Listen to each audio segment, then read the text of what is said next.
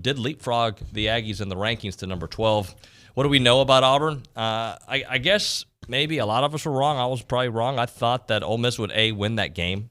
I also thought they may be the toughest test for A&M to go 10-2 the rest of the way, and they still might be since the Ags have to go there. But Auburn has a very impressive resume, a team that we kind of doubted early on in the season because of their matchup with Penn State, the way they played that game, the way they've just beat certain teams. But what I saw against Ole Miss is a team that is clicking on several layers. Their defense is playing very, very well, stopping an Ole Miss aerial attack, holding them for the fewest points and fewest yards this season. In all 4 SEC games Auburn has played this year, it has held their opponents below their season average. And they've won away from Jordan-Hare as well. Both SEC games at LSU and Arkansas, they played very well winning those games and played tight against Penn State outside of the SEC. That they actually, there's this narrative out there that A&M controls their destiny, and to somewhat, just a little bit of the degree they do. You know, they can win out and play in a great game, great bowl game, New Year's Six Bowl. But Auburn legit can control their destiny because if they beat A&M and you know, if they were to beat Alabama, but by the way, they are hosting Alabama, they would go to the SEC championship game. That's why this game against Auburn this weekend, the 2:30 start at CBS or CBS start, is a huge one for the Aggies and what that means moving forward. With that, we begin the Go Hour here on TexAgs Radio, presented by David Gardner's Jewelers in the Rollo Insurance Studio. My good buddy, Olin Buchanan, here with the Go Hour. Buddy, I haven't seen you in a few days. How are you? I'm good. I'm feeling really good. Most of the teams I wanted to won this weekend. Hey, can you remind? I didn't pay attention to the Baylor-Texas game. How did that turn out? Yeah, you know what? Baylor won that game. Oh, what? They did? Can you imagine that? Wait, but there's no way Texas had a double-digit lead in the fourth quarter, right? They absolutely did. No, come on. You're lying. It's true. Oh, so, man. And now they get Iowa State next. Oh, gosh. So you're saying that there's a chance for 4? I would say there's a very good chance. So I had a good weekend. Didn't have as good a weekend. My son discovered something that I think most college kids, he's not in college yet, but he discovered something most college kids may already know. Is this going a direction that we can go? Well, just that the rugby team always has the best parties, and I'll leave it at that. Oh, is that right? Yes. Okay, the A&M rugby team? Yeah, or pretty much on any campus, but the rugby guys, they can party, are always kind of crazy and always have amazing parties, and he found himself in the rugby team party. And does he want to play rugby now? He said that he said, man, I think I want to play rugby. I said, I don't think you're tough enough to play rugby. He's big. And then he agreed. He's big and strong, man. He might be able to do it. I don't know, but I know he's going to. So if there's any rugby players out there, on the one hand, I want to say, hey, congratulations. But on the other hand, I mean, it's still my son. But it's pretty widely accepted that the rugby teams, everywhere, places I've talked to, the rugby players always have the best parties. They know how to bring it.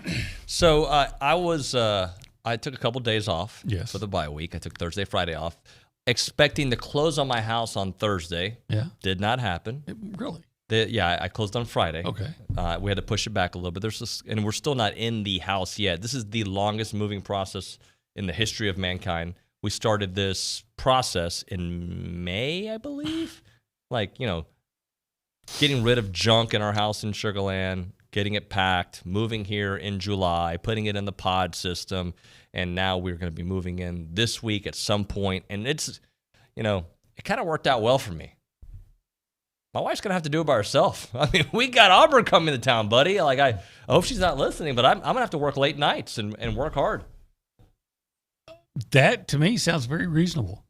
I will help. I mean, if it was Prairie View week, hey, but it's Auburn. It's Auburn. We got CBS coming. We got, obviously, the SEC network is coming as well. I heard Josh Pate is coming. Huh. How about that? So, it's ESPN and Herb Street, isn't?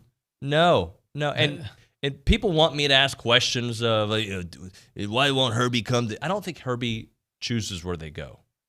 Probably not, but I can't believe he has absolutely no input. The guys on the show. Do you think they have input? I don't know. ESPN's a big company. I think there's people way above them that are like, yeah, this is where we're going. What a trash decision, though. Nothing against Cincinnati, but Cincinnati and Tulsa?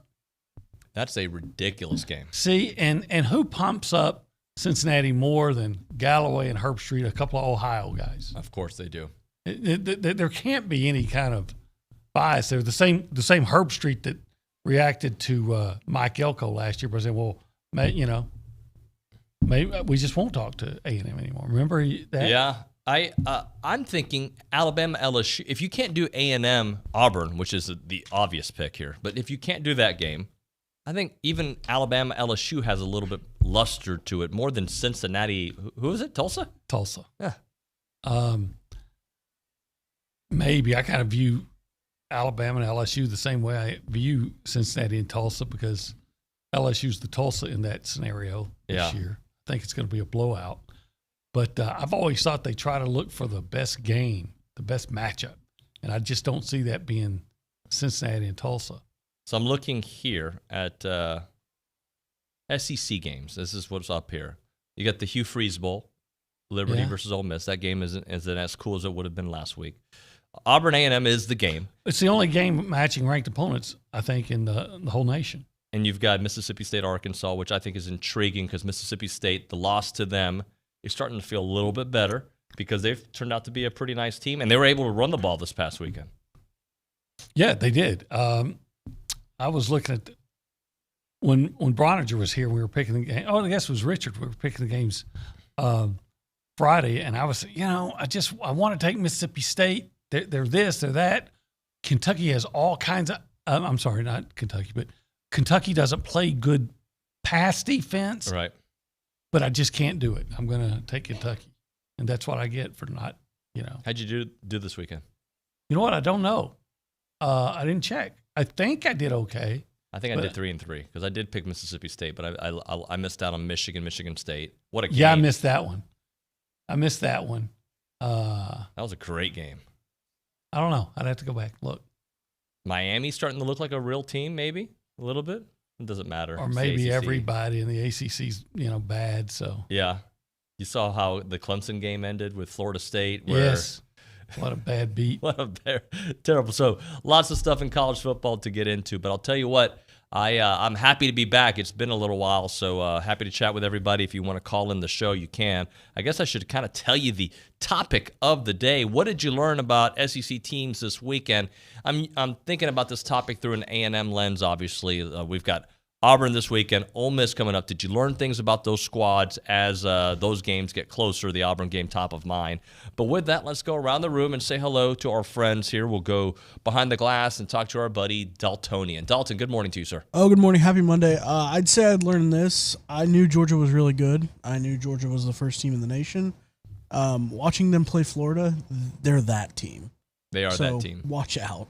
Hey, so I made a comment that somebody threw back in my face that I'd like to discuss here for a minute. And Dalton, you can chime in on this, OB.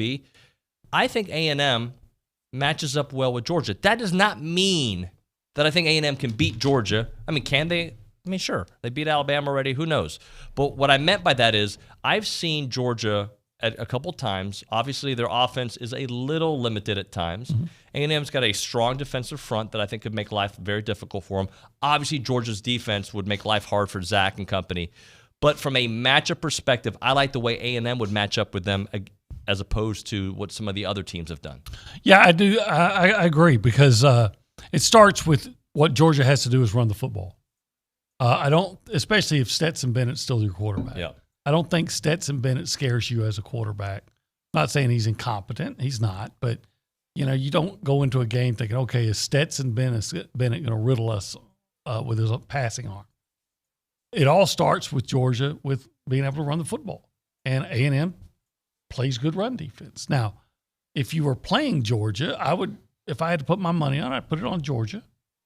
But A&M would have to take care of the football because that's what Georgia does. Yeah. And they have to take care of the football and play field position.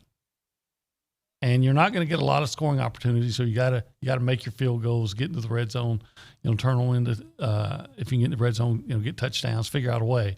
But I could see A&M, if they were playing Georgia, keeping it to a low scoring, close, much the way Florida did until everything just fell apart in the last 2 minutes of the first half. Yeah, wasn't that game something like 3-0?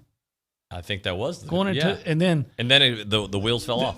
Mistakes and turning the ball over. So if you can take care of the football, I would say that's the big one. I don't know how A&M matches up. I know Jimbo's not going to squander the end of half quite like Dan Mullen did on Saturday. That was everybody's something. favorite coach, Dan Mullen, the one that everybody loves, who is anointed the top 3 coach in the SEC. That Dan Mullen. That's the one. Oh, the one who makes a lot of money too. Don't throw the pick six to Nakobe Dean, bud. It's take care of the football, and then if you can avoid that and play good, sound run defense, I think you can stay in the game with Georgia. And if you're in the game in the fourth quarter, things happen, right? Right. Yeah. No, I'm not saying again that. That said, I would take Georgia. I take Georgia. I think it's an intriguing matchup. If there's a team that has the personnel to make life difficult for Georgia, I think it's a team like A&M. By the way, Halloween was yesterday, and I have gone as Batman every single time my kids have been alive. And by Batman, I just wear a T-shirt like I do here on the show. So good times. But I know Anna Rosa Peterson had a blast on Halloween. Got some pictures of her little pup. Yes, I actually went as Kim Possible for Halloween. Not really creative. I just threw on a big green jacket because I was cold out. But I'm excited it's November. On my way to work this morning, I feel like I had the perfect display of October coming to an end with all these smashed pumpkins in the middle of the road. And I felt really inclined to play a song by that band, the Smashing Pumpkins. The Smashing Pumpkins. Unfortunately, didn't have time. And I have never heard any songs by them either. I know. Yes, I'm full of puns. Way before your time. Hey, can you go to the A&B text line and share this text message from William? Absolutely. I'd love to get everybody's take on this text. I'm not sure if it quite covers or answers our topic, but it's definitely entertaining. William says, one of my roommates in college ate a 5-pound bag of candy corn over a weekend and developed shingles 3 days later.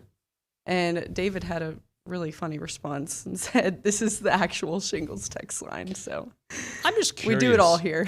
This was at 7:23 in the morning. So, William, if you're listening, what prompted you to text TexAgs Radio and tell us this story? It's a great story. I'd like to learn more about it. We'll probably follow up with our shingles podcast that we've been doing on Thursday. So maybe we can ask him about it then. So we're to deduce that candy corn causes shingles. Yeah, but I'm just curious, why TexAgs Radio was the beneficiary of that text message. Maybe it's just a PSA. Don't eat too much candy corn. You'll get shingles. You may get the shingles. All right. What about some news and topics to get into out there? We also have a text from Ross from East of East, Texas, who says, good morning, TexAgs and Bryan College Station. Congratulations on the house, David. The Ags were undefeated in the off week, and I'd love to hear some Astros talk, but we also have to acknowledge Olin's Cowboys and their great win. No time for the Stros, though. Just got to keep winning. Keep winning is right. I will say this about the Astros. All right, so I don't know if you saw. I know they were down 4-0. I went back and forth. You check ESPN app. I would go when there was like a stoppage of play. I would check in. So I have had a hard time watching this series because I've been in a bad mood every time I watch this series. There's only been a couple of times that I've enjoyed it. So and I don't like the way it makes me feel because the stakes are higher in the World Series. Obviously, it hurts when they play bad. We watched after trick or treating. We watched the majority of that game. I did pass out in the 8th inning. So, but I felt that they were going to win the game at that point. But don't ever count out those little Astros because I've said this before. I was with them. They lost the series to the Nationals, the World Series in 2019. But they lost the first 2 games at home, and everybody thought they were done. Then they won the next 3 in D.C. The Nationals were able to win the World Series after that, but they did come back down 2-0. They also, last year, to the Rays, were down 3-0. They made that a 7-game series. They ended up losing to the Rays. So what I'm saying is there's a good chance they turn this into a 7-game series. Maybe they don't win, but maybe they can turn it into a 7-game series. Well, what is it, 3-2 now? 3-2. So just win the next one. It's a 7-game series. Just win the next one. That's all you ever do, win the next one. So they keep losing pitchers, right? They don't have anybody. They A lot of their hitters have had a terrible World Series. Yordan Alvarez and Alex Bregman have been MIA. It's very hard to win when your best players and your pitchers go down. It's just the facts. But Charlie Morton went down for the Braves as well. Well, I don't really have a dog in the fight here, but I have I know a lot of people like you, like Jamie, that are very invested in the Astros. So Billy. Yeah. So, Astros Stros. win. Go Stros. Go Stros. Hey, right now, go Association of Former Students. We're going to have Randy here in studio coming up tomorrow. Looking forward to catching up with him. But you know that the association is the oldest organization serving the A&M in support of that Aggie Network. Over 140 years, the gifts from the Aggie Network have empowered them to be here, there, and everywhere, as I use the hand motion to do it all. And they've done it so many different times, so many different ways, and you're a part of that, guys. You may not realize it, but every dollar you give to the Association of Former Students goes such a long, long way, and is helping Aggies. And there's nothing better than Aggies helping other Aggies out there. And it's not expensive to become a Century Club member. Get that sticker, guys, for $100 a year. You get a $9 a month. Get that decal, the plaque, the Texas Aggie magazine, plus you're continuing in the oldest, most inspiring tradition of Aggies helping other Aggies out there. To learn more about the impact of the association, get involved, or make a gift, visit aggienetwork.com/giving. Your home for Texas A&M football is Sports Radio 1150 AM and 93.7 FM. The Zone. The Zone. Hello, St. Joseph Eagles fans. Listen to St. Joseph Eagles football throughout the season on KEDC 88.5 FM. St. Joseph Eagles football is brought to you this season by these local businesses: Fast Signs, Strata Auto Repair, Kelly Burt Dozer, Reedfield Meats and Deli, Burnside Services Inc., and Prosperity Bank. Listen to St. Joseph Eagles football on KEDC 88.5 FM. Special thanks to all of our St. Joseph Eagles sponsors. The George Bush Presidential Library and Museum is pleased to be able to welcome you back. Our hours are Monday through Saturday from 9:30 to 5 and Sundays from noon to 5 p.m. with the last admission at 3:30. To ensure the safety of our visitors, we've reduced capacity and are requiring masks for all guests over the age of 2. All tickets must be purchased in advance via our website. Visit bush41.org to purchase your tickets now and for more information. Finding the right Medicare plan may feel impossible, but now it's anything but.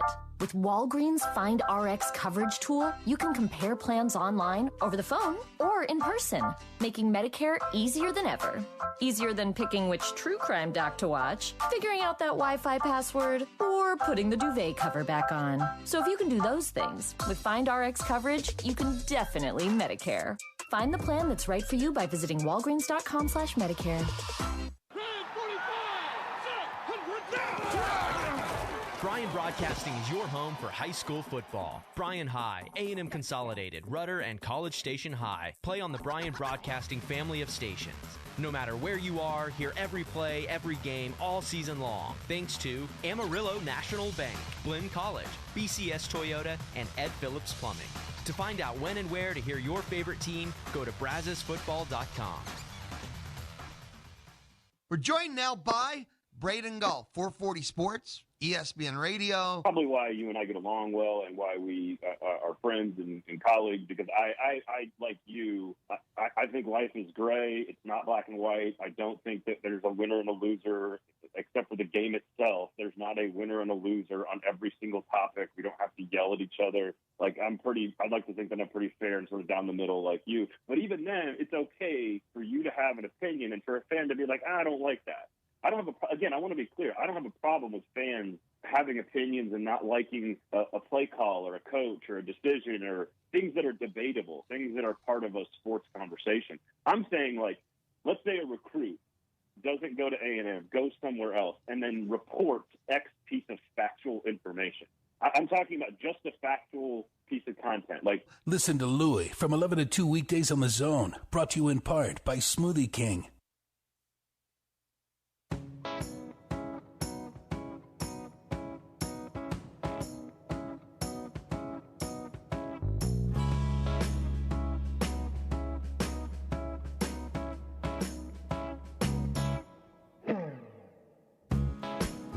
It is TexAgs Radio. We are presented by David Gardner's Jewelers here in the Rollo Insurance Studio.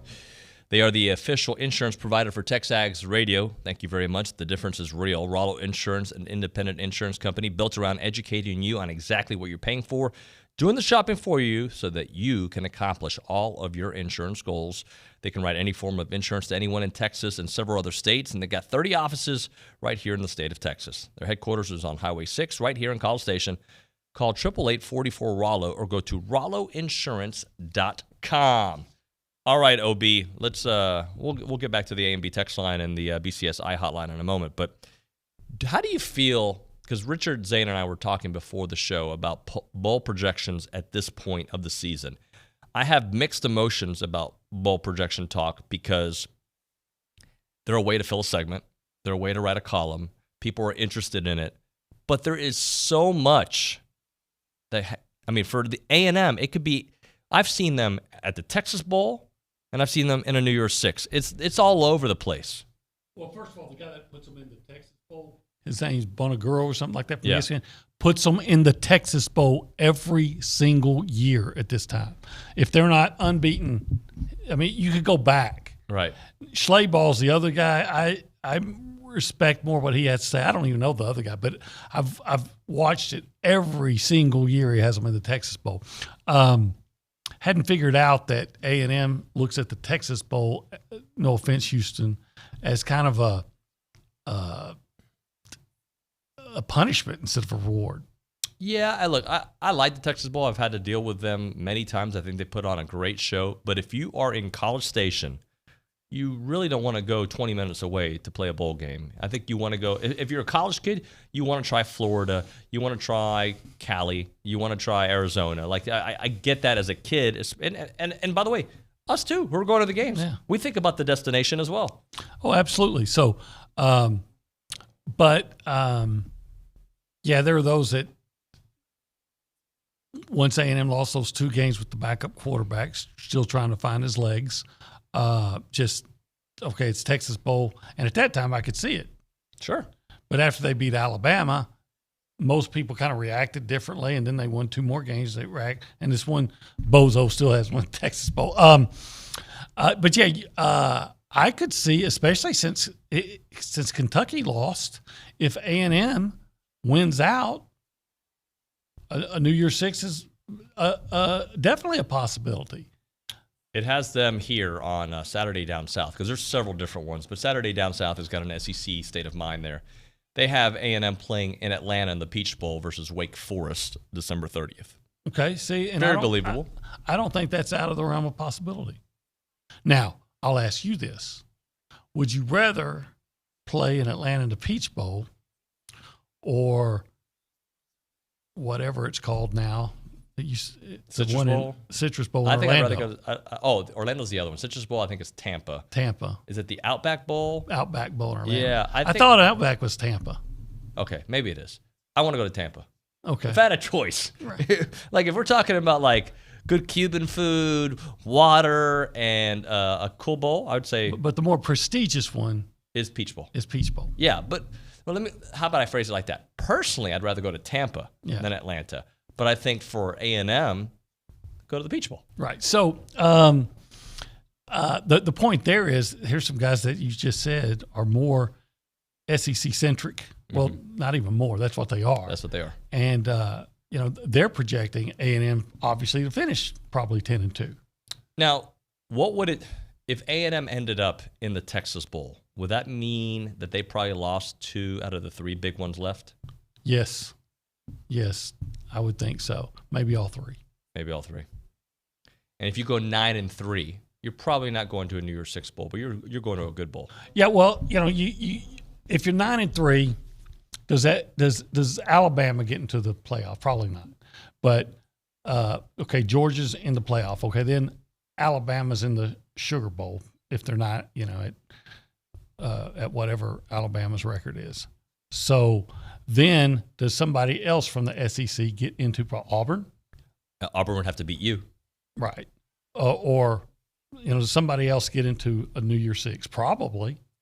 So now you're down to, let's say it was Auburn. now you're down to the Cap 1 or whatever they get in Orlando, and you're picking between A&M, Mississippi State, Kentucky. Well, let's see how the rest of these games go. Yeah. And then it becomes, okay, whoever you take, then it becomes, all right, the SEC is going to assign bowls to the rest of the bowl teams. And you're going to tell them who your preferences are. Right. That doesn't mean they're going to do it, but I would think your preferences, if you get to the Final Six, your preferences are probably the Gator Bowl, the Tampa game, and Music City Bowl. People like going to Nashville, I would think. Yeah, and A&M beats Auburn. I still think Ole Miss could be a dangerous game, but if A&M beats Auburn, I'm phrasing it that way. I still think Ole Miss, regardless of what we saw this past weekend with them not clicking, is a dangerous game. But Matt Corral isn't very healthy, and you can tell. His receivers aren't either. Yeah. And his offensive line's getting a little bit beat up, and their defense is not very good. So, but I really believe this. I believe that A&M is a better football team than every team left on its schedule. Of course, the old cliche is it doesn't matter if you're the better team. You have to be the better team that day. So, but I believe if A&M plays well and doesn't give it away, like they did against Mississippi State, then they'll win out. I believe that. Do you take is there any anger? I don't know if anger is the right word, but that the fact that Auburn jumped A&M in the rankings? No, there's not. I mean, because. Did you expect that, I should say, maybe? I thought A&M would be ranked 12th. I knew it was a possibility. They were just, hey, well, they just beat Ole Miss, right? Yeah. Ole Miss was 10th. Yeah, but A&M has beaten, Alabama. But it doesn't matter. Win. Just win. If you were 12th and Auburn was 13th, it doesn't matter. You just got to win. If you win the game Saturday, you're probably, because of the other games around the country that are being played, there's a good chance you could find your way into the top 10. At the very least, you'll be 12th. Right. If you win the game, just win the game. At that point, especially when we're talking about one place or maybe two, it really doesn't matter. Besides that, let's see what happens Tuesday and see where they're ranked. Right. Because that's the one that's going to matter. That will matter. And at the end of the day, if you win out, you are probably a top 7 team, top 8 team? Oh, yeah, I would absolutely. If you win out, you're 10-2, I would absolutely think you're top 8, yeah. I mean, depending on what happens with Michigan other teams, State, Michigan State, right? Ohio State's is gonna beat somebody. Teams, Oklahoma State, Oklahoma. Teams are gonna lose. Right. So, in fact, I wouldn't be surprised if Oklahoma lost a couple times. But I mean, what have you seen that would tell you? Those they get guys. Baylor soon, right? Yeah, they do. They finished with Baylor, Iowa State, and Oklahoma State, and somebody else. Right. So, yeah, absolutely. I think that there's. I would not. If you win out, I would not be surprised at all if you're top 8. You might be higher than that. Yeah, you might be. All right. Here's a top guy right here, Chance McClain, my buddy, Heritage Films. YourHeritageFilm.com. They make awesome documentary films about your parents, grandparents, about yourself. You've got a story. We've got a story. Everybody has a story. And Chance is the kind of guy to put it on film and just make it spectacular, Hollywood style, A&E, the music, the lighting, the interviews, the backdrop, you name it. Chance is going to do that for you, and it is just awesome. He just does amazing work. One of the most creative people I know out there. Broadway musicals, nominated for awards. We're not promised tomorrow, guys. Here in November, Chance is going to be going to my parents' house. My dad is 91 years old. Beat COVID last year. He's had a heart attack back in the day. He beat Castro, got out of that country in the 60s. I mean, he's done it all.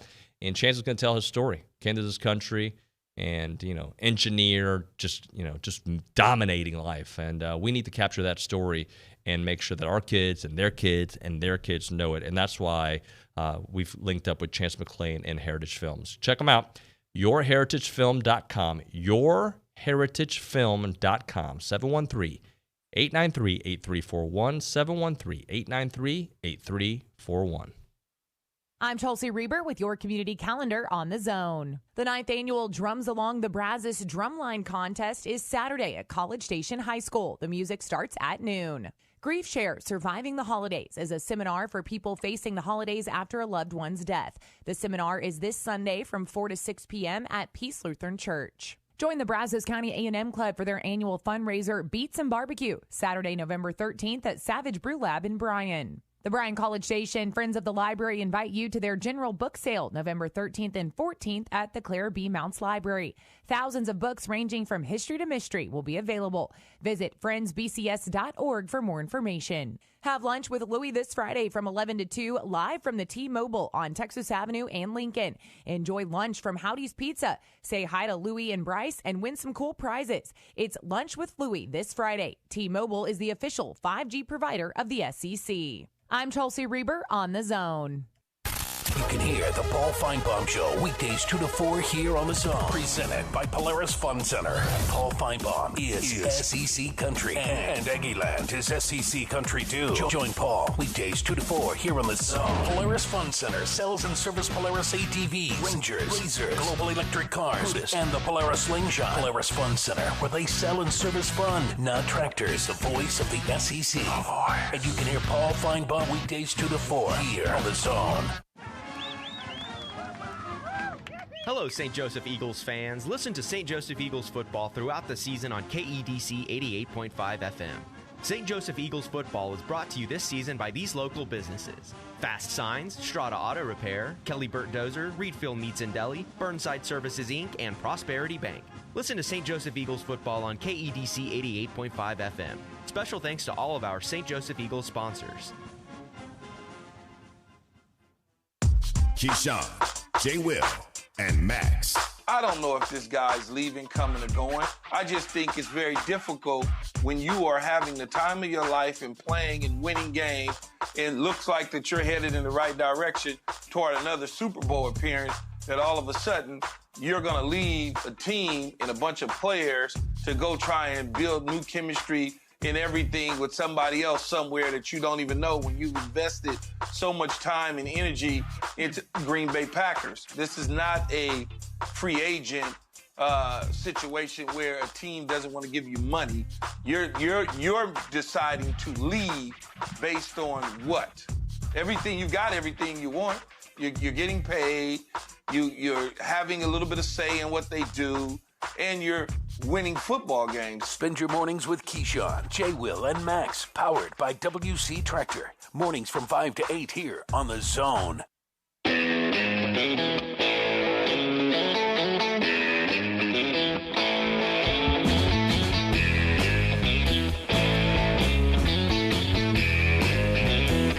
Hi, friends.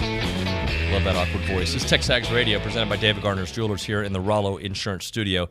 If you want to be a part of the conversation, you can text the BCSI hotline, 979, you can call the BCSI hotline. It'd be weird if you texted it, 979-693-1150. But you can text that same number, which is why I said it, on the AMB text line. AMB, a College Station branch of the Amarillo National Bank. Good Texas banking. The website is AMB.com. It's time for a little Overreaction Monday. We've got a lot of different places we can go right here, but we did get a text on the AMB text line to ask our thoughts on the Longhorns losing to Baylor and Sark being a step back from Herman. We are going to do a little Overreaction Monday here, but I'll let you take over from that thought right there. Well, I don't know if he's a step back from Herman, because Herman certainly created a lot of problems there. At least Sark's not tweaking himself or doing double birds at the camera and doing all those immature things. But I don't know what Texas really expected or should have expected from Sarkisian. I mean, he was at Washington, which is one of the traditional powerhouses of the Pac-12. They were okay. They weren't great. He went to USC, which is the traditional. He was okay. I know he had some personal issues. But still, his teams were just okay. And they said, well, yeah, but look what he did at Alabama. Well, Everybody does that look, at Alabama. right. Look at the guys he had. And then it's like, well, yeah, but he, working on Nick Saban makes him better and all that. I'm like, okay, but Jim McElwain flamed out. He crashed. Mike Loxley's never done anything special. The guy at Tennessee was a head coach. Right. Pruitt, you can go on and on. Will Muschamp worked under him at one point, I believe. And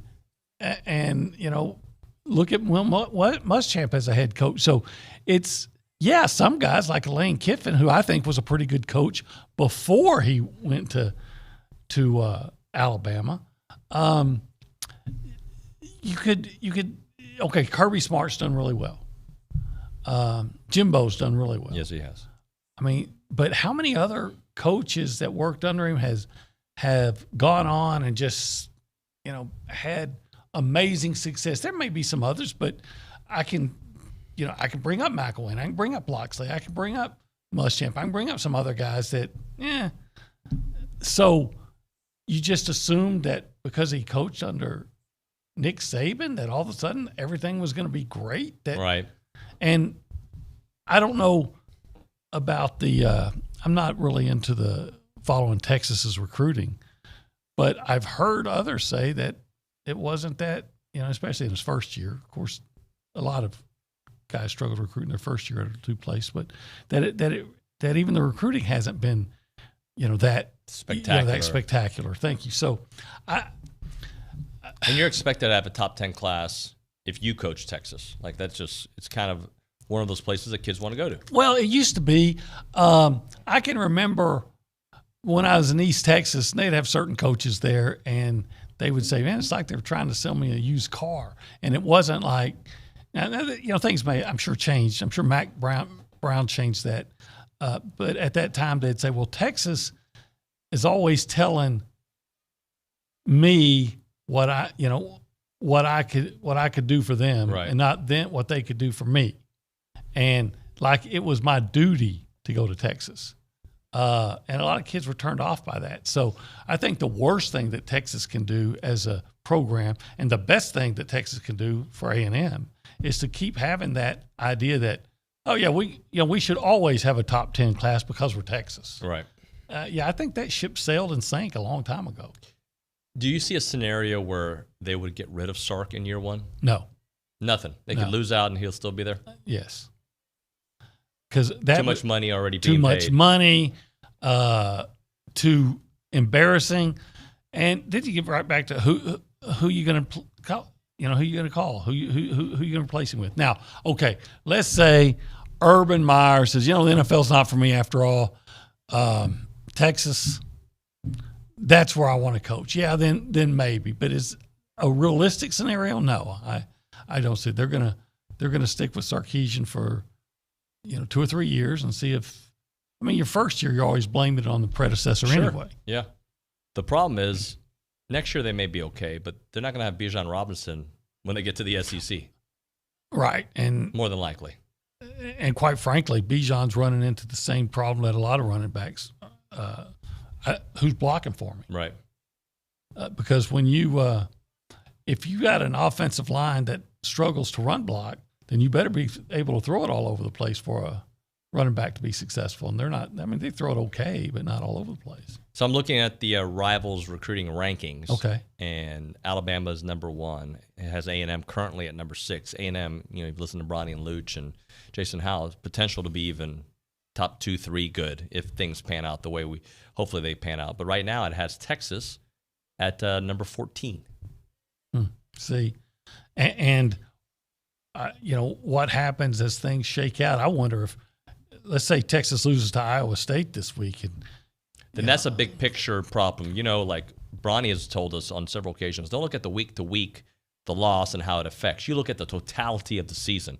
If Texas, they've lost 4, right? 4. If they end up losing 5, 6 games, that's the totality of the season. That's terrible. Now what you're selling then is, hey, you can come in and play right away. but I do know a lot of kids want to be on a team that's good. Yeah. You know, I mean, they might climb, but they might fall too. Yeah, I'm enjoying it, but at the end of the day, they're still going to do okay recruiting because they are Texas. Maybe they're not top 10 good, but they'll still do okay. It's just what A&M does, and they've got to win. They really got to win out, but win two of the three big ones left on your schedule. But I'd like to see them win, obviously, all four. But it starts this weekend with the Auburn game. Auburn Overreaction Monday for me is about Auburn, by the way. And there's a lot of talk on social media, on television, about Auburn being the team that could defeat Alabama, and because of that, go in the SEC championship game with a rematch against Georgia. Obviously, it is possible because it's on the schedule, and it could, I just don't buy that. Now, what they have going for them is they host Alabama, but they still got to get to Kyle Field and play a somewhat rested A&M team who is playing their best football at the end of the year. And also, just look at history with Jimbo here. A&M plays better at the end, kind of the reverse of the Sumlin era, right? Yeah. So if you were to say that the worst part of the year, they lost a couple of games early on, and they've been trending upward since that point, to me, you're getting Auburn at home when you're playing your best football. Hopefully you take care of business there, and you go on the road to take on an Ole Miss team that had their bye week way early on, and they're injured in several areas. Hard place to play. We've seen it over the years, but it is setting up nicely for A&M to finish strong. But as a BAS man that I am, I always worry about all these games. Well, you should. I mean, these are, and that's not about battered Aggie syndrome. That's about being in the SEC.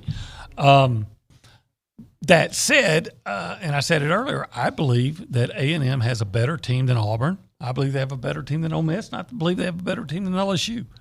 And if you don't give the games away, I think you're going to win those games.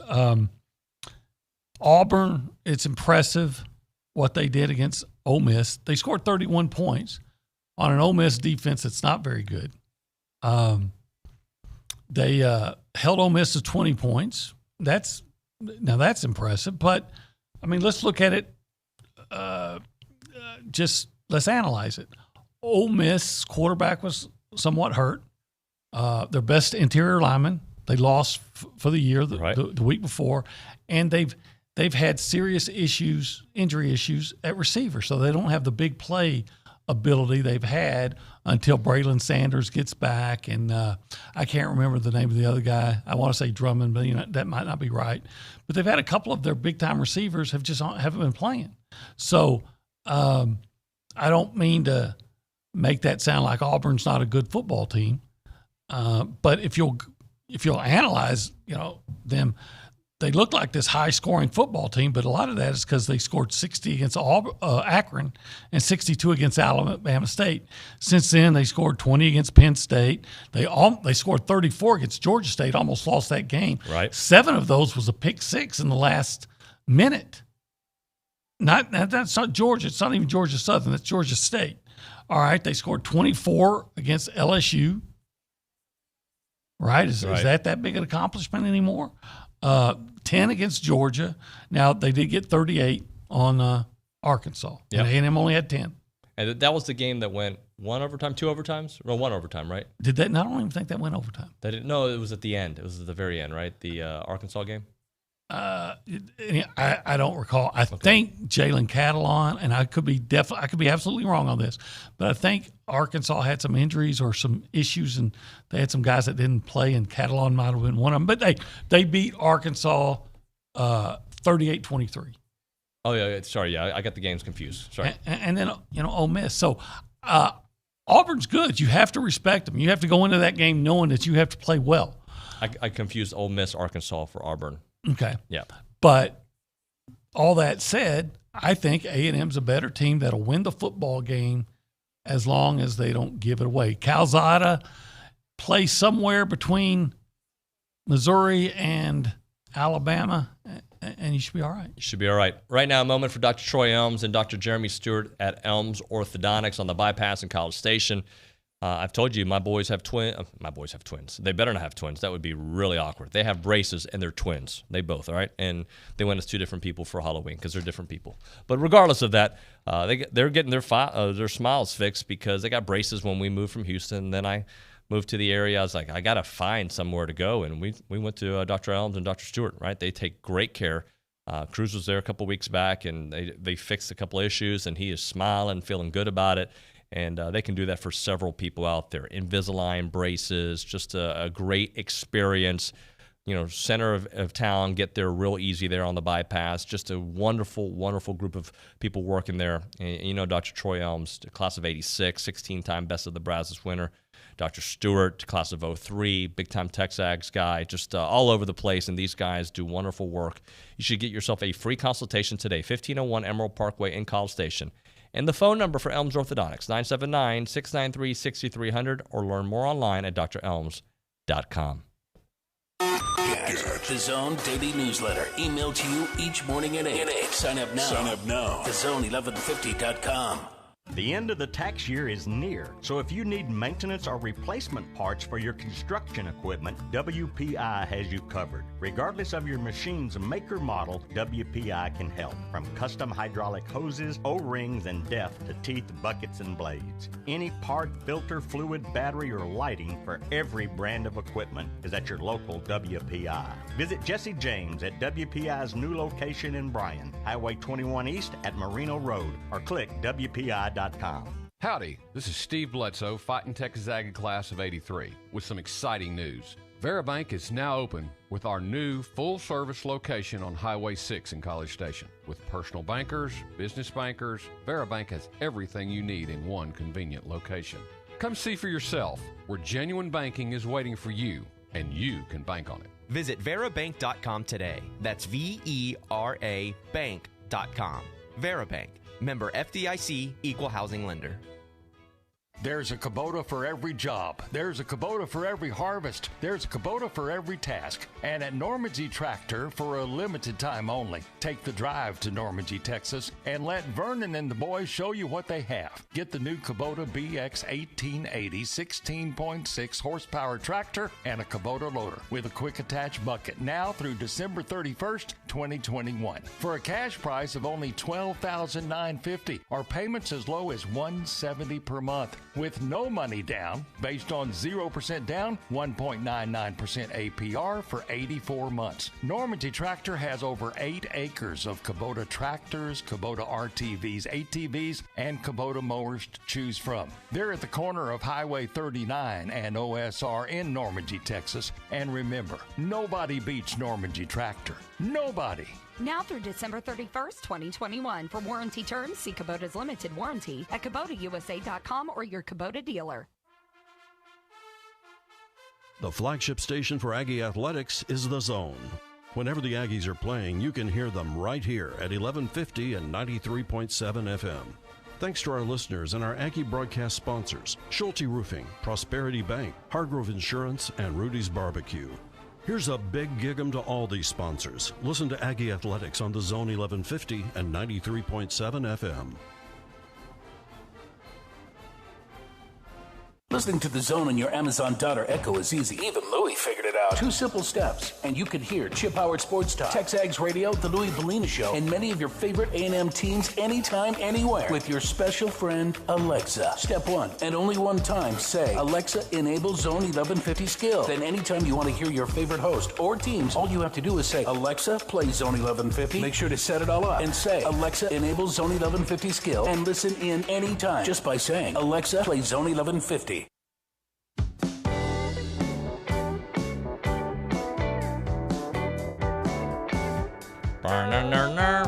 TexAgs Radio. We are presented by David Gardner's Jewelers. Hey, here in the Rollo Insurance Studio. One final segment to go out. Got a couple text messages. One final segment with OB, I should say. We're going to do 2 hours with Billy Liucci starting at 9 o'clock here on the program. But let's get to the A&B text line. Ana Rosa Peterson there at the News and Social Center. Several text messages to read to us, Ana Rosa. We do have some text messages. Spencer in Denver says all SEC games are challenges. A&M has to handle their business week to week, and the chips fall where they fall. I predict A&M wins out. And then Ross from East of East Texas says, Olin, if Sark lost the last 4 games to include Kansas, he's gone. Thoughts on that?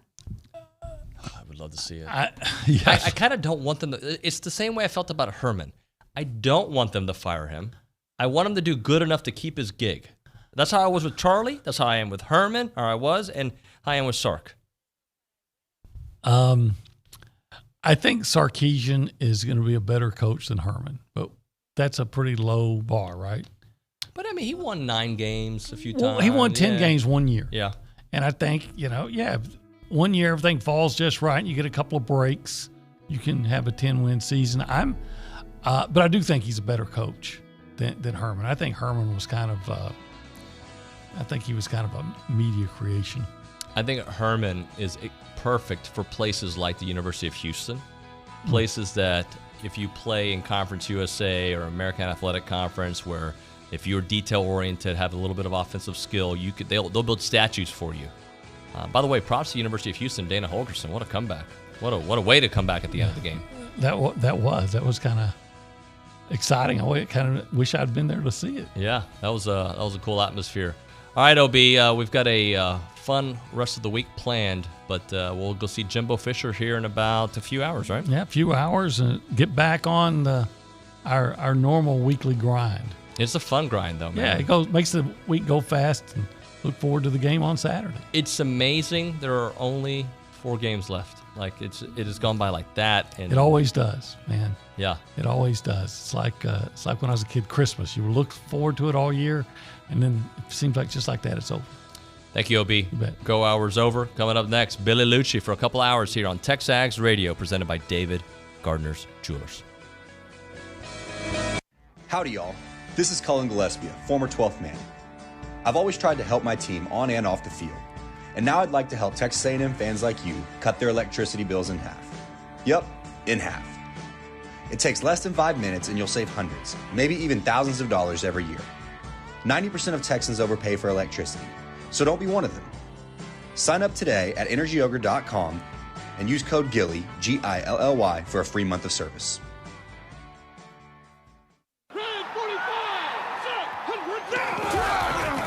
Bryan Broadcasting is your home for high school football. Bryan High, A&M Consolidated, Rudder, and College Station High play on the Bryan Broadcasting family of stations.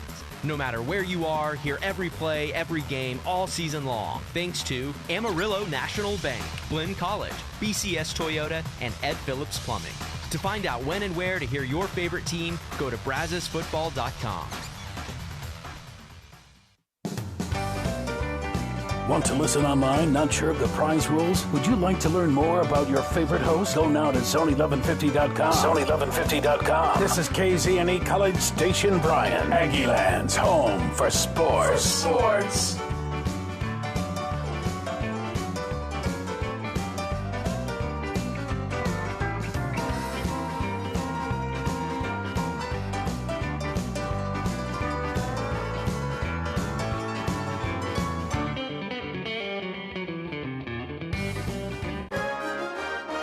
From WTAW, I'm Chelsea Reber with a news update on the Zone.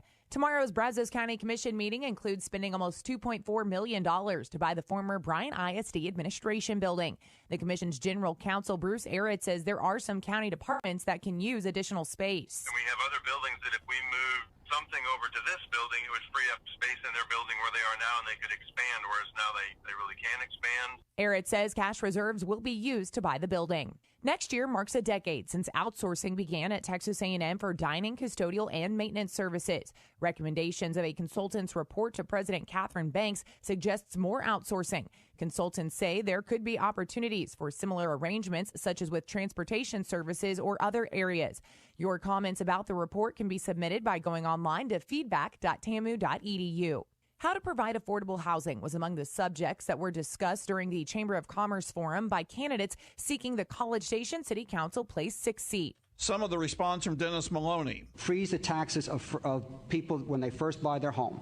the way we do for people at 65 and older. We freeze your taxes. When you're a young couple starting out with your family, it's just as difficult for you on your salary as it is for older people to pay their taxes. Some of the response from David Levine. Public-private partnerships, population density, building density, all these things are potential solutions. But they need to be tested, and there is no one-size-fits-all solution to this. Marie Ann Massot Holland said the value of the starter home she bought nearly 10 years ago has increased $100,000. So my starter home is no longer a starter home. What is the city supposed to do about that? I don't know. Again, I'm the least experienced one, but I also bought a daycare with having held one baby in my life before, and I figured that out. So I'm pretty confident that I can figure this out. Comments from all the forum participants are online at WTAW.com. Bill Oliver, 1620, 94.5 WTAW.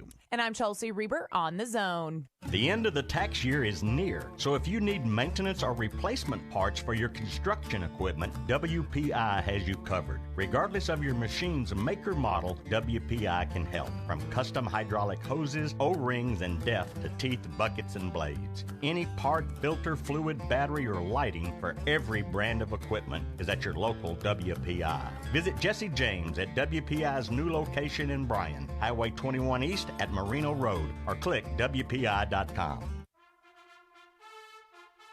The flagship station for Aggie Athletics is The Zone. Whenever the Aggies are playing, you can hear them right here at 1150 and 93.7 FM. Thanks to our listeners and our Aggie broadcast sponsors, Schulte Roofing, Prosperity Bank, Hargrove Insurance, and Rudy's Barbecue. Here's a big gig 'em to all these sponsors. Listen to Aggie Athletics on The Zone 1150 and 93.7 FM. Good morning, sports fans. I'm Zach Taylor with your Aggie Sports Minute on The Zone. This Sports Minute is brought to you by Hilco Metal Roofing and Supply. Call 936-825-0500 or click HilcoSupply.com. Kickoff time for Texas A&M football's tilt with Auburn this Saturday has been set. The Aggies and Tigers will square off at 2:30 p.m. at Kyle Field. For a preview of the matchup, tune in to the Liucci Hour tonight from 6 to 7 right here on The Zone. It's time for a sneak peek at the SEC, brought to you by T-Mobile. There are a total of 6 SEC football teams in this week's AP Top 25, led by Georgia at number 1. Alabama comes in at 3, Auburn at 12, Texas A&M at 13, and Ole Miss at 14. Kentucky slips down to number 18. We'll see what the College Football Playoff Committee has to say tomorrow night when it comes out with its first rankings of the year. And that's been your SEC Sneak Peek, brought to you by T-Mobile, the official 5G sponsor of the SEC. Aggie men's tennis claimed 5 wins on the final day of the Gamecock Scramble yesterday in Columbia. The Maroon and White wrap up their fall slate and will return to action in January. And men's basketball welcomes Texas A&M Kingsville to town tonight for its first exhibition of the year. Coach Buzz Williams and the guys are coming off a disappointing 8-10 campaign last season. Tip-off between the Aggies and Javelinas is at 7 p.m. at Reed Arena. And that's been your Aggie Sports Minute, brought to you by Hilco Metal Roofing and Supply. On The Zone, I'm Zach Taylor. Aggie football game day on The Zone starts 3 hours before kickoff with the Twin Peaks pregame show powered by TexAgs.com. Game day on The Zone is brought to you in part by Higginbotham Insurance, Stephen Gustitis, attorney at law, Tradition, Mobile One Oil and Lube, and Gage Gandy Bail Bonds. After you listen to the Twin Peaks pregame show powered by TexAgs.com, listen to every single Aggie football game right here on Sports Radio 1150 AM and 93.7 FM.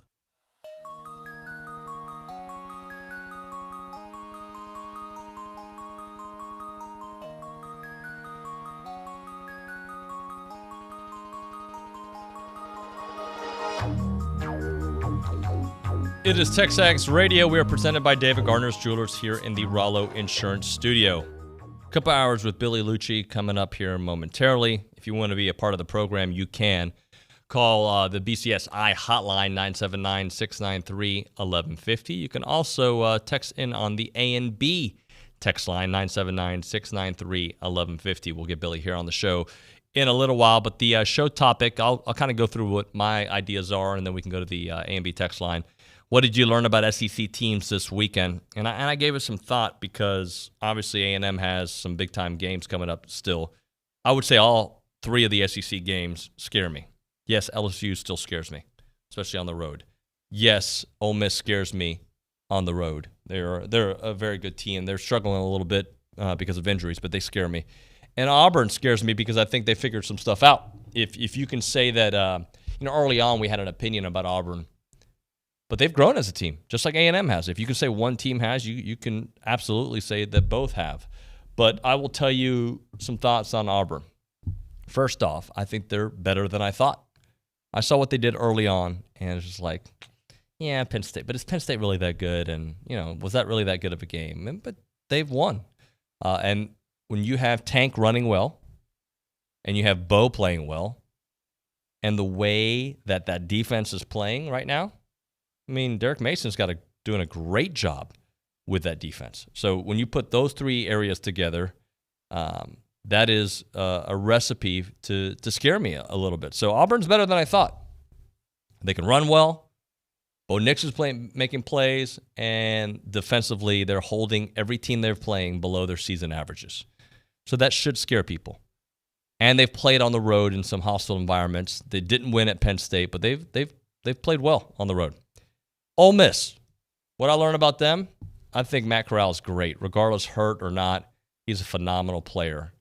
But he needs a bye week. And, oh, by the way, they had their bye week early on.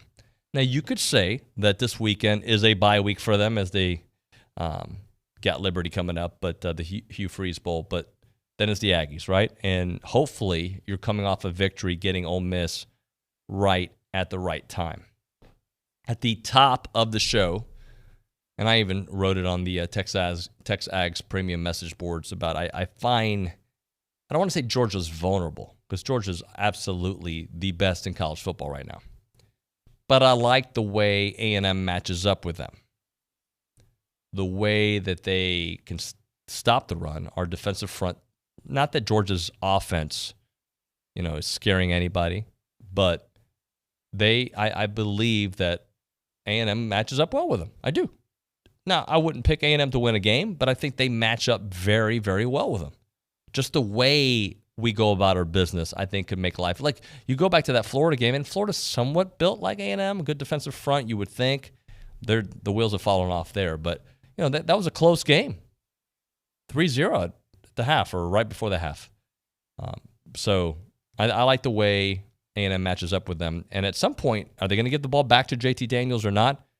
We're watching the way the Florida quarterback situation is playing out. I'm watching the way the Georgia quarterback situation is playing out, because JT's been hurt, but Stetson Bennett's done a very nice job for them, but he does not have the upside. He doesn't have the upside that a JT Daniels has. Back to Florida. Problems. Dan Mullen, everybody's favorite preseason coach, who, was getting paid the exact amount. He has manhandled that quarterback situation. Manhandled it. It's not been good. This is a team that should be better than their record. Absolutely. Absolutely, they should be better than their record. But he has butchered that situation, and he is on the hot seat. Who would have thought that a year ago? This is a team that should be way better than they are. I guess the other team I'll focus on is Mississippi State. That loss to Mississippi State early on, which hurt so much, and it's still going to hurt no matter how the rest of the season plays out. That loss looks a little bit better because Mississippi State can beat good teams. They beat Kentucky this past weekend. Will Rogers is excellent at running that offense, right? He is excellent. He had 344 yards in the air against a very good Kentucky team. So to me, that is a team that you should have won, especially at home, and you're better than them. But if they keep winning, it looks good for A&M. The problem with them keep winning is I think they can still technically win the SEC West, right? Like they can. I don't think they will, but we need them to lose soon. So A&M is the team that goes 6-2 in the SEC, and maybe Alabama falls. Maybe. But A&M still got a lot of work to do. All right, I mentioned we'd get to the A&B text line. Let's do that. 979-693-1150 is the way to get in touch with us on the BCSI hotline and the A&B text line. We go to Anna Rosa Peterson, who's got some responses for us? All right, yeah, and in response to our topic, Randy and Hearn says Ole Miss was without its top 3 wideouts, so something to keep in mind.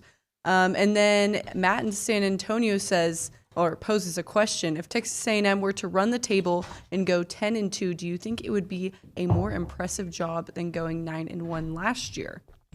Yes.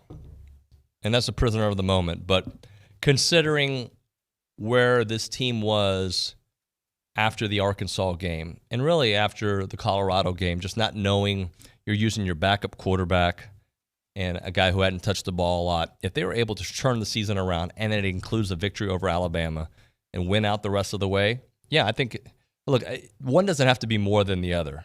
But we'll bring in Billy. Billy, what is more impressive to you, the 9-1 season, or if A&M somehow turns this into a 10-2 year? It's not even a question. It's not prisoner of the moment. It's not a question. It's a fact. 100%. You can't debate it, can't argue it. It would be what they would do this year. Well, you have to factor everything in here, right? Like, you have to factor in caliber of opposition. First of all, first and foremost, just look at the 2 schedules that would have been run to get there. You'd have to beat Ole Miss in Oxford. You'd have to beat a top 15 Ole Miss team, which will stay there because they'll beat Liberty this weekend. A top 15 Ole Miss team with a Heisman candidate in Oxford. You'd have to beat a top 15 Auburn team at home. You'd have to have knocked off Alabama, the defending national champs, and number 1. There's nothing even. So from a schedule standpoint, last year, all you really did, if you ranked those wins, it would go 1, 2, 3 with Florida in there. So it would be one of your 4 biggest wins would have come from last year. The other 3 would have been this year. This year, right. That doesn't even count at Baton Rouge. That trumps beating Baton Rouge at home. I mean, beating LSU at home a year before, regardless of where LSU's at, to go win over there where you've never won since you've been in the SEC. So, and considering no comparison, the injury situation that they're going through. So that was the schedule part. Then it was the injury thing. So that would be akin, not quite because Kellen was so experienced, but to lose your starting quarterback. And we can go back and say, if they ran the table, you could go back and look at those losses and say, you'd really fair to say they never would have lost those games. And even if you wanted to hit it with a split, then you're sitting at 11-1, the best regular season A&M's had in the 25-plus years since I've been here. They were 11 or 10-0, 12-0 one year. In the Southwest Conference and probably played one ranked team that whole season. So it would have been, my point is, it's a no-brainer. There's no questions asked. You lose a starting quarterback midstream and the way that thing all went down and the struggles you had, not to mention just being dealt that hand, but the rebound effect of it to say, wow, look what they did to bounce back from that. How low were we? Yeah. After Arkansas and after Mississippi State, where there was talks of like, is this team going to get bowl eligible? That was the talk. That was But yeah, I was sitting there thinking they'd be 3-3, and yeah, it'd be. I was looking at 7-5. Yep. You know, and so, but it was bad. Like it was. And the reason people thought that, Billy, is well, at Mississippi State they moved the ball, but you went against Colorado, couldn't move the ball. You really didn't move the ball effectively. Your only games against Power 5. Right. That was it. You had 3 Power 5 games. So like throw out everything else and just saying 3 Power 5, including Mississippi State, which they were fine, but I think they scored 2 touchdowns in that one. 1 against Arkansas, 1 against Colorado.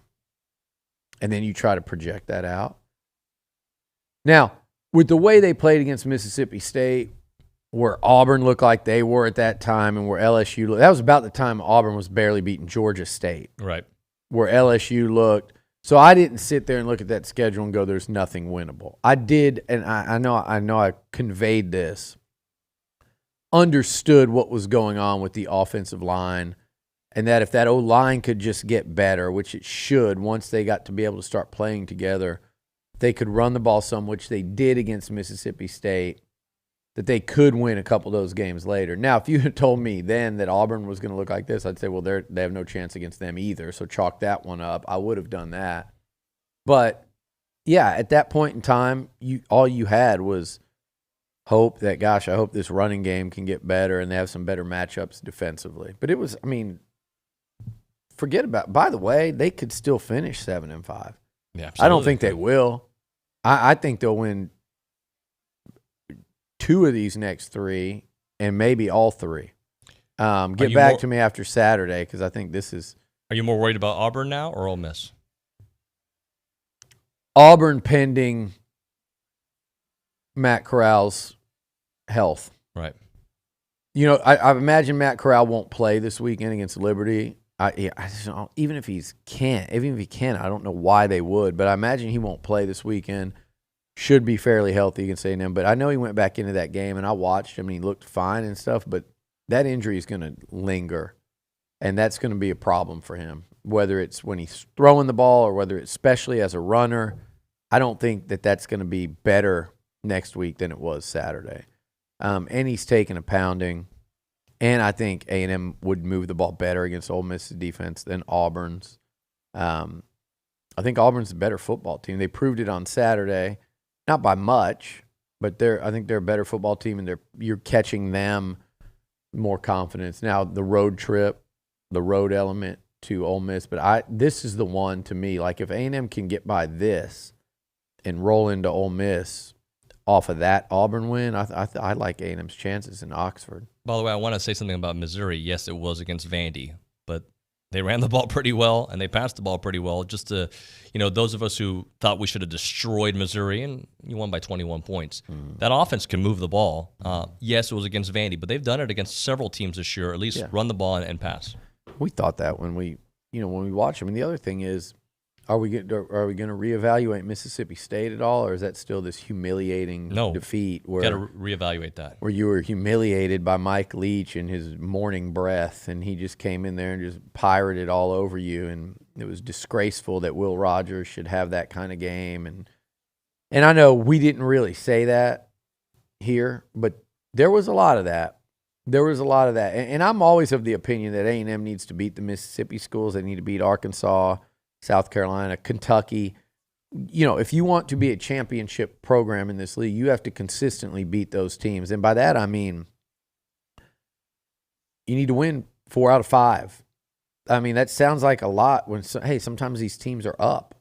You still need to. Like, that's what Bama does. That's what Georgia does. Yes. Bama generally beats all of them. It's always hard to compare to that. But, like, Georgia, 2 years ago, Georgia lost to South Carolina.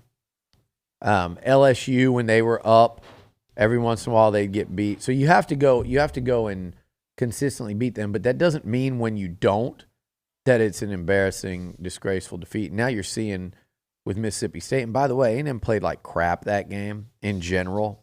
I saw some improvement over Arkansas, but that didn't mean they played well. They played poorly in that game. And could have won. And I'm not saying, you change these 3 plays. I'm saying they had the ball once inside the red zone to take the lead with 5 minutes left. Then they got the ball back down by 2 points where a field goal wins it. So it's not even like we're doing that whole, hey, change 5 plays. No, we're saying twice they had a chance to win that game. One really good look at it. Another time they just needed a field goal and couldn't. That was A&M bad. So this is the first test. I know this is the first test right here, to me, since Alabama, that we get to see A&M, good A&M, against a really good football team. Right. Not a great team, but a really good top 15 football team at home. And this is A&M now, because since they beat Bama, they have played good football. We just haven't had them see them put to the test. They've played good football for 3 weeks in a row, got a bye. There's 5 weeks between Bama and Auburn, right? 4, is it 4? 1, 2, 3, 4 weeks between Bama and Auburn. If this team's 4 weeks better, they're going to have a great shot to win on Saturday. And I believe they will have a great shot. I think the Aggies will win, but it's going to be a dogfight. It is going to be a dogfight. I want to remind everybody to text radio to 833-638. 833-638-6248. That is 833-638-6248 for your chance to win the Big Friday giveaway, courtesy of our friends at Aggieland Outfitters. And we're going to unveil that winner during the 10 o'clock hour of the Friday show. And every morning before I come to the studio here at TexAgs, I do a little walk just to kind of feel the air and just get it all in. And it was a little cold this morning. I sure could have used this one with the cold season here, guys. How about the Texas A&M champion Texas Aggie Gray Power Blend crew neck? It is old school looking. It is awesome, super comfortable. And it's got the gray Power Blend material with Texas Aggies printed in maroon and white in the front. The crew neck will keep you warm all winter long. This Saturday when you're at the game, this is what you want to be wearing out there, guys. Put this on. Isn't it nice? Yeah. Put it on. It reminds me, I had something like this as a kid, and it reminds me of that. $49.99 there at Aggieland Outfitters, and they are just such a good place to go to and just get all the great materials they have. Like when they sell it, just know the material is going to last and it's going to keep you warm, and they only choose the best stuff out there. So check this one out at Aggieland Outfitters. It's the Texas A&M champion Texas Aggies Gray Power Blend crew neck. It's ESPN Radio. ESPN. Weeknights and weekends here on Sports Radio 1150 AM and 93.7 FM. The Zone. If you have a debit card, you're used to spending money. But what if your card actually ended up earning you money? That's not exactly normal, but that's what you can get at A&B. It's called Kasasa Cashback Checking. Don't mind the weird name. What you need to know is that it's a free account with cash rewards. Use your debit card for everyday purchases, and we'll pay you cash back every month. If that doesn't sound like normal banking, well, guess what? We're not a normal bank. So contact A&B today and ask for Kasasa or visit ANB.com. Equal housing lender, member FDIC.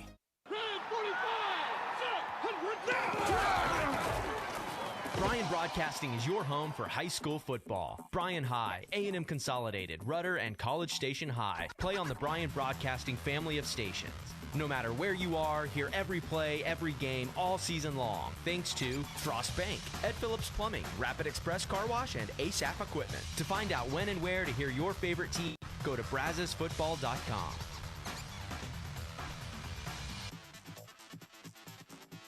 Shop local, buy local, save big deals. It's not every day you can save money. Oh, wait, you can. Hi, Jenny here from Big Deals. When you shop Big Deals, you'll save money every day on dozens of gift certificates from local businesses like these.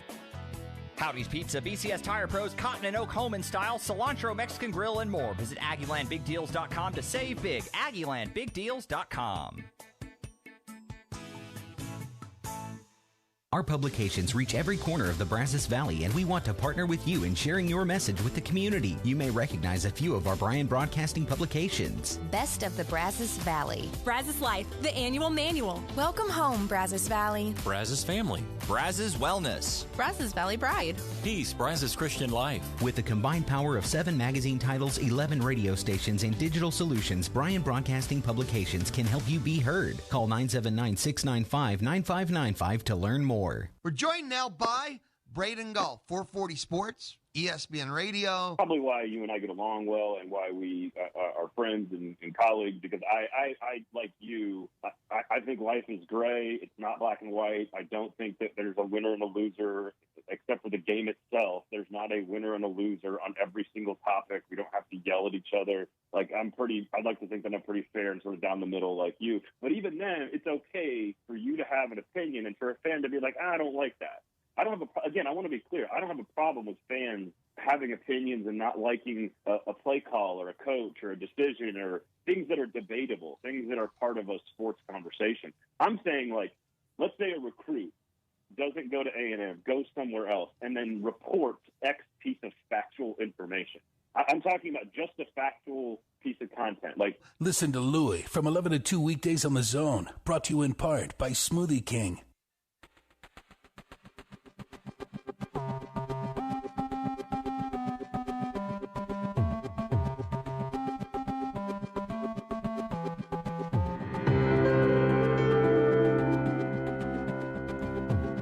It is TexAgs Radio. We're presented by David Gardner's Jewelers here in the Rollo Insurance Studio. A lot to get into here. Billy, we did a whole segment at 9 o'clock and did not mention your little Astros. Yeah. I watched 92% of that game. Yeah. Maybe 84% of the game. But It's hard to watch higher than that on a baseball game, even if you're there. Yeah, it's hard. We did Halloween, obviously. Went and trick-or-treated, and I kept up on my phone, and when it was 4-0, I was angry words. And then they tied it, and then it was 5-4. But we watched, and I let the Twins stay up until about the 8th inning, and I passed out. Yeah. So Elizabeth, at around 1 o'clock in the morning, Elizabeth was still awake. She's like, oh, yeah, they won. I was like, yes. So here we go. Still going. Don't count those guys out. Ever. Well, 4-0 in the first inning to me was nothing. Like, I wasn't worried about it. I mean, I was pissed. I was actually talking to Tom Hart when Tom Hart. He's a Braves fan, right? Yeah, and he just goes, oh, and the way he said it, he was like, oh, grand slam. But it sounded like the Astros had hit it from a Braves fan. But I think he was just being, like, nice and not going crazy because I'm an Astros fan. And I said, who hit it? And then he said, and I was like, golly. So I turned it on, but I'm like, 4 runs against an 8 more innings of bullpen, that's nothing for the Astros. Yeah, and it could have gone the other way, obviously, but that didn't feel like much. And when they get the 2-run answer, I thought they were winning that one. Are they going to win the series? I don't know. The people got to wake up. Jordan's got to wake up. I got to feel like, and Bregman got a hit last night. He's been terrible. But he got a hit. Good, it wasn't just like hit it through the shift kind of thing like he did the other day. I mean, he smoked one. Carlos got comfortable yesterday. Carlos is getting comfortable. So I always think Carlos and Altuve and Brantley. I've always have confidence in those 3. But out of those guys, those bats, you saw it against Boston. You let him wake up. Let Jordan get 1 hit.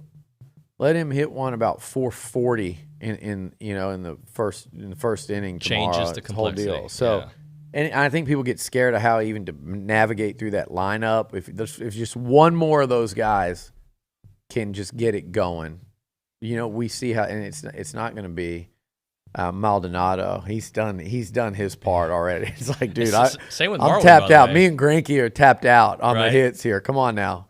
You're like leaning on us. How about Marwin coming through, though? That was cool. That was good to see. I like him. He seems like I met him a couple times, and he was super nice. Very nice guy. I was the stranger, and he was the one that was like the most engaging, talkative. Probably he and McCullers. It was like the whole group of them and me. And Carlos is hosting. Marwin, I could just tell like this is a good dude. Like he was. Kind of quiet, but he can chat. Yeah, exactly. And you could tell when he got traded, how beloved he was, right?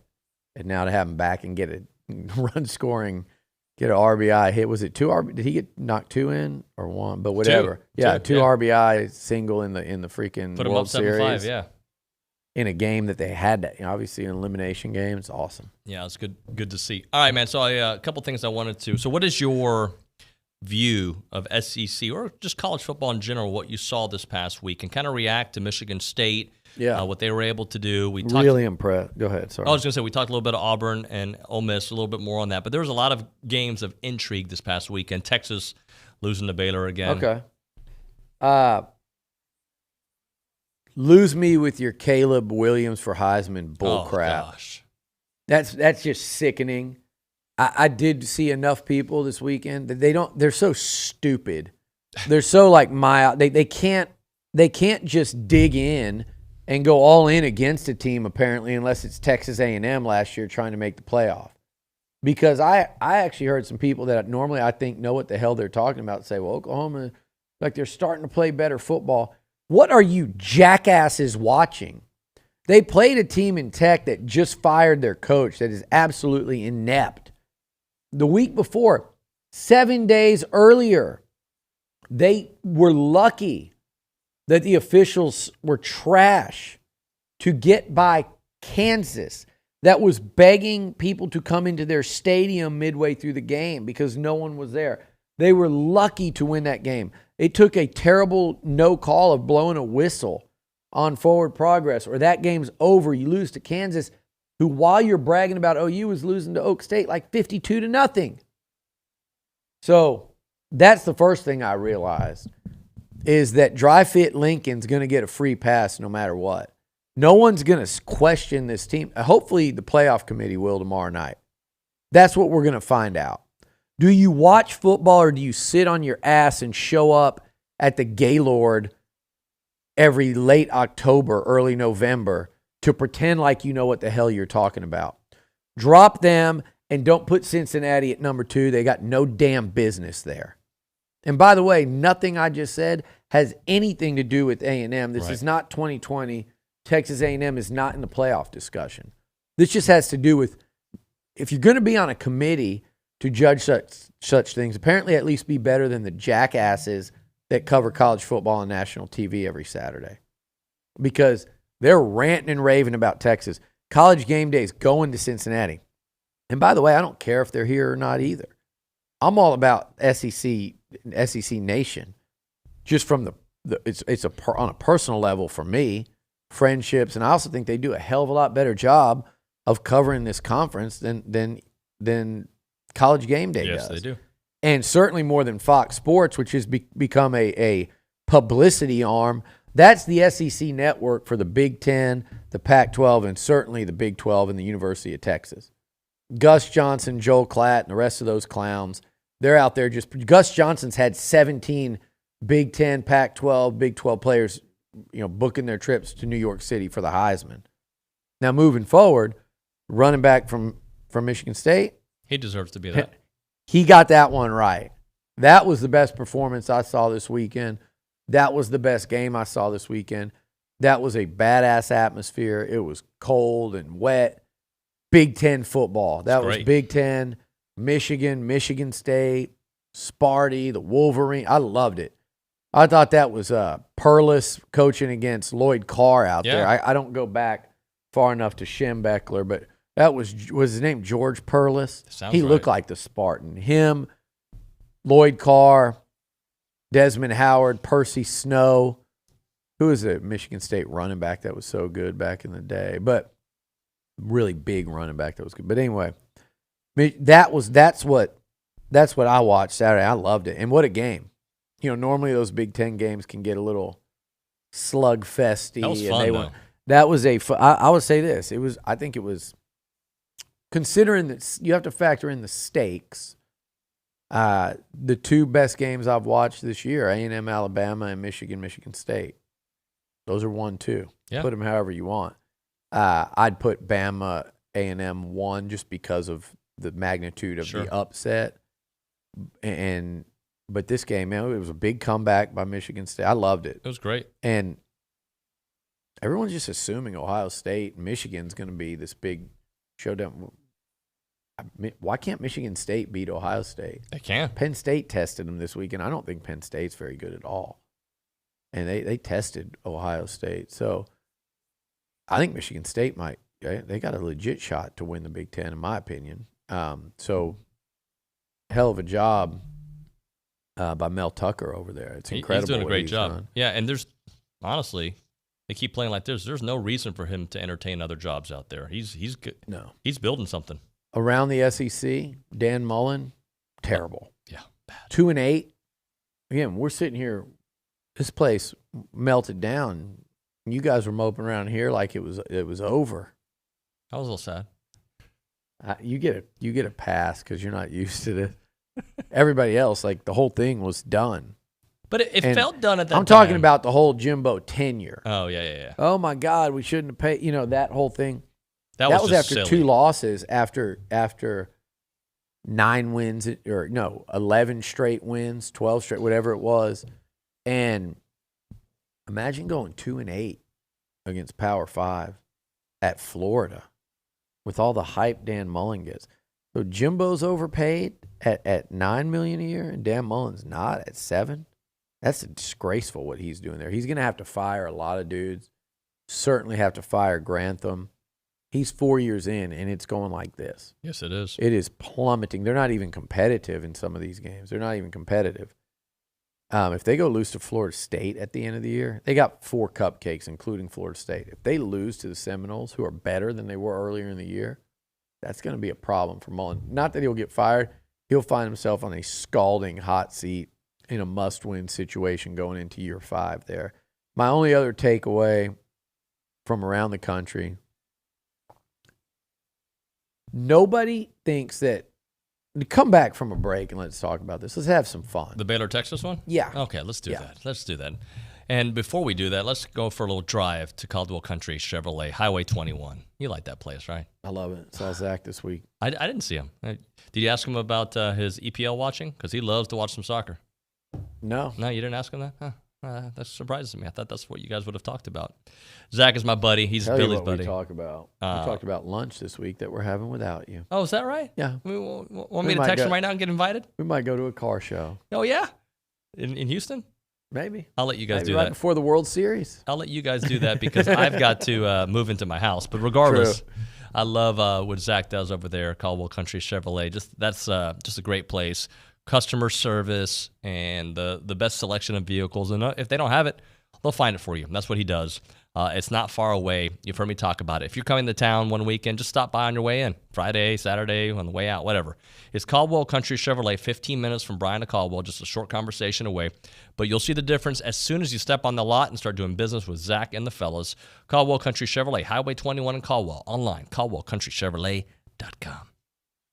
I'm Chelsea Reber with your community calendar on the Zone. The 9th annual Drums Along the Brazos Drumline Contest is Saturday at College Station High School. The music starts at noon. Grief Share Surviving the Holidays is a seminar for people facing the holidays after a loved one's death. The seminar is this Sunday from 4 to 6 p.m. at Peace Lutheran Church. Join the Brazos County A&M Club for their annual fundraiser Beats and Barbecue, Saturday, November 13th at Savage Brew Lab in Bryan. The Bryan College Station Friends of the Library invite you to their general book sale November 13th and 14th at the Claire B. Mounts Library. Thousands of books ranging from history to mystery will be available. Visit friendsbcs.org for more information. Have lunch with Louie this Friday from 11 to 2, live from the T-Mobile on Texas Avenue and Lincoln. Enjoy lunch from Howdy's Pizza. Say hi to Louie and Bryce and win some cool prizes. It's Lunch with Louie this Friday. T-Mobile is the official 5G provider of the SEC. I'm Chelsea Reber on the Zone. If you have a debit card, you're used to spending money. But what if your card actually ended up earning you money? That's not exactly normal, but that's what you can get at A&B. It's called Kasasa Cashback Checking. Don't mind the weird name. What you need to know is that it's a free account with cash rewards. Use your debit card for everyday purchases, and we'll pay you cash back every month. If that doesn't sound like normal banking, well, guess what? We're not a normal bank. So contact A&B today and ask for Kasasa or visit ANB.com. Equal housing lender, member FDIC. There's a Kubota for every job. There's a Kubota for every harvest. There's a Kubota for every task. And at Normandy Tractor, for a limited time only, take the drive to Normandy, Texas, and let Vernon and the boys show you what they have. Get the new Kubota BX 1880 16.6 horsepower tractor and a Kubota loader with a quick attach bucket now through December 31st, 2021. For a cash price of only $12,950, or payments as low as $170 per month. With no money down, based on 0% down, 1.99% AP.